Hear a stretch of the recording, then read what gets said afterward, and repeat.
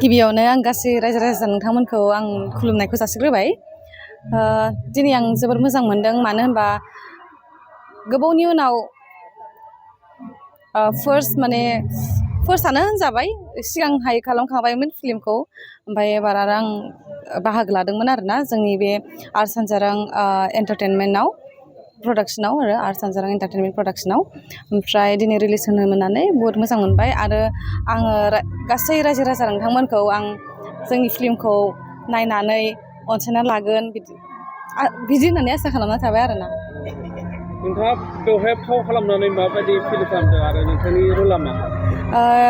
आं बेवहाय फाव खालामनानै जोबोद मोजां मोनदों ओमफ्राय आंनि रलानो जाबाय बिनानाव सेकेन्ड एक्ट्रिसआनो आरो आगोलाव मा फिल्माव दंमोन? आवगोलहाय आबिराव दंमोन ओमफ्राय थाइनि मेगनाव दंमोन ओमफ्राय एबार थार्ड मुभि। नैबे समाव रायजो राजाखौ नोंथाङा मा खावलायनो सानो मिडियानि गेजेरजों?